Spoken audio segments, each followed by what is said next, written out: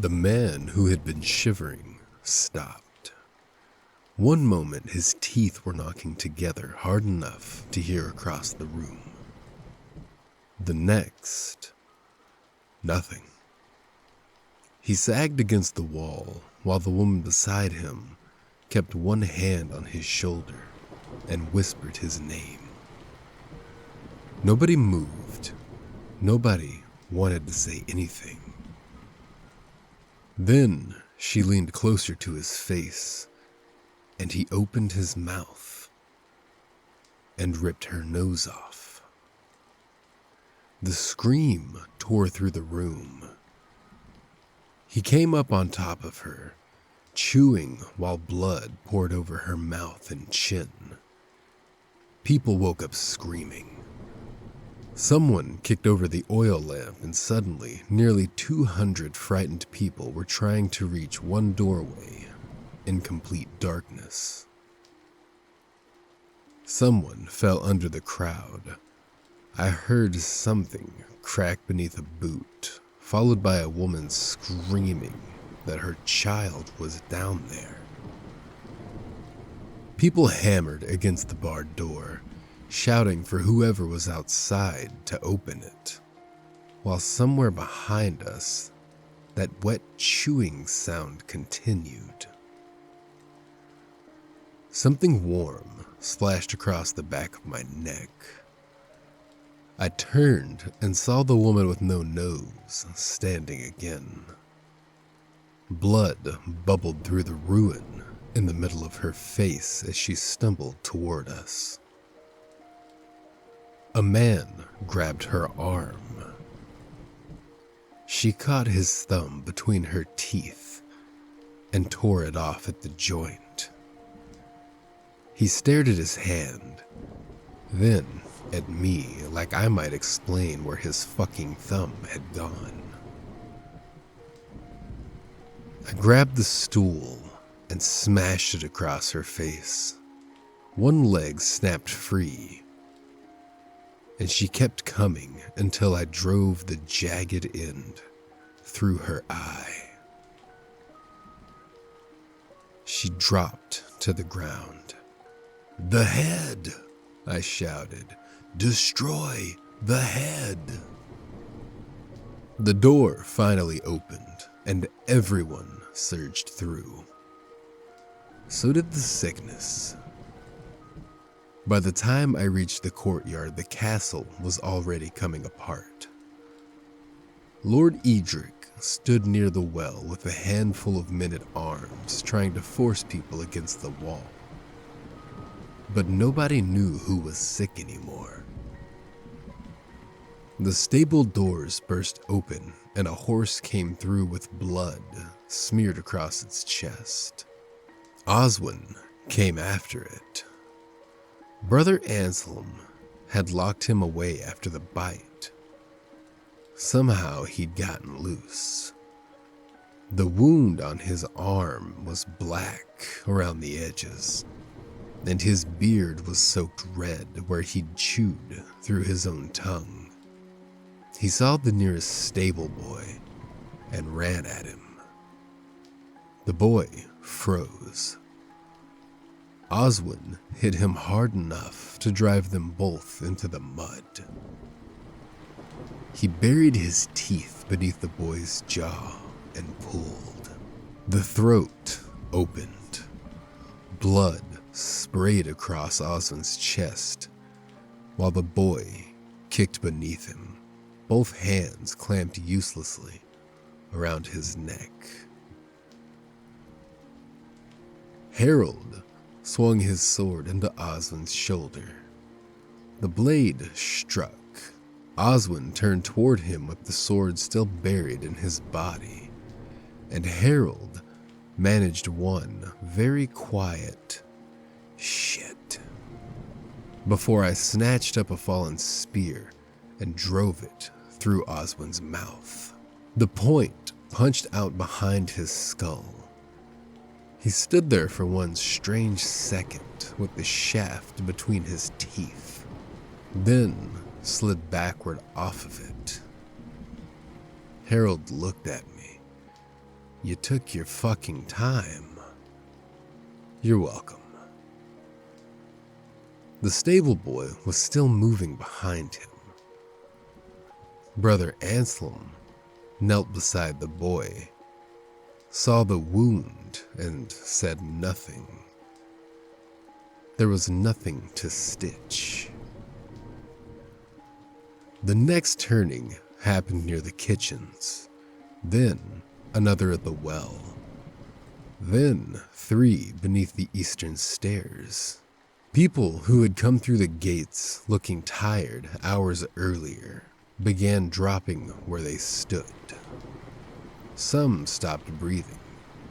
Some got back up. We stopped waiting to learn which.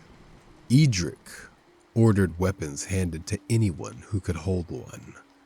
Cooks got spears. Servants got axes. Old men who could barely stand formed beside soldiers in the rain. For a while, we held the infected in the narrow passages where only 1 or 2 could reach us at a time. Spears disappeared into mouths and eye sockets. Axes split skulls. The rain carried blood into the drains until pink water ran between the stones. One woman came toward us with a wound across her stomach so wide that loops of intestine dragged through the mud behind her. She didn't even look down. Harold drove his sword through the top of her head and kicked her free of the blade. Nobody called for Brother Anselm anymore. Nobody called them sick.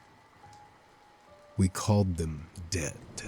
Then I heard the gate chains. Edric heard them too. He spun toward the gatehouse and screamed for the men there to stop. But a group of refugees had already seized the mechanism. They weren't trying to let anyone in. They were trying to get out. The doors separated by a foot. One man squeezed through. Another followed only for something outside to yank him backward. His scream lasted perhaps 2 seconds. When he appeared in the opening again, most of his cheek was gone. The people at the mechanism tried reversing it, but hands were already appearing between the doors. Then faces. The refugees we'd left outside hadn't gone anywhere. At least, not all of them had. The gap widened and the dead began forcing themselves through. One woman's arm became trapped between the doors. The wood crushed it above the elbow, but she kept pushing until the bone snapped through the skin. Harold grabbed my coat. Back! The gate opened wider and the dead poured into the courtyard. After that, there was no battle. Battles have lines and order and some idea of where the enemy is. This was butchery. A knight in mail went down beside the wall beneath half a dozen infected. They couldn't bite through the rings, so they clawed at the openings until one got fingers beneath his coif and peeled the skin from the side of his face. He screamed until another sank its teeth into his tongue. A horse slipped in the blood and crushed a woman beneath its flank. The infected fell on the animal while it kicked, tearing strips from its belly until something pale and steaming spilled onto the stones. I saw Edric near the hall steps with blood from his forehead to his knees and half a sword in one hand. He screamed for us to get to the cellar. Harold, Brother Anselm, and I followed him through the kitchens while a cook tried to reach us from behind. Something caught her before the door. I heard her scream, but I didn't turn around. The cellar stairs were slick with spilled ale. Edric kicked aside a barrel and pulled open a low wooden hatch behind it. I knew the passage, an old runoff tunnel beneath the kitchens, barely wide enough for a man to crawl through. In summer, it stank like shit. That night, it smelled wonderful. Anselm went first, then Harold.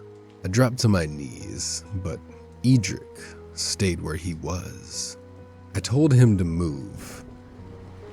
He shook his head. Footsteps hammered down the stairs above us.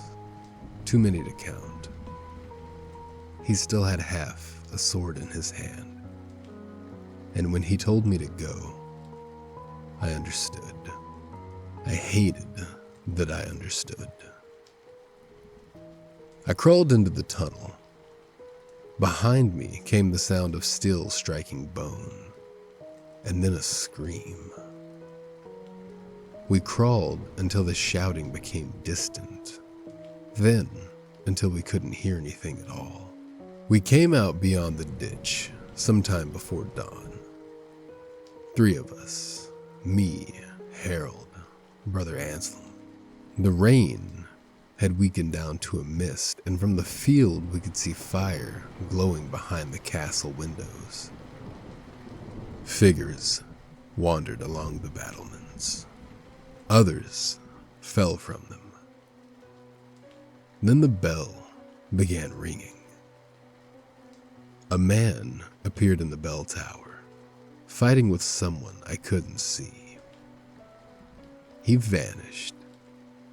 Another figure staggered into his place, caught itself against the rope, and the bell sounded again. Harold stood beside me, covered in blood that wasn't all his. Where do we go? I looked toward the road, and for the first time in my life, I had no answer. Behind us, the gates of the castle stood open, and the dead were beginning to come out.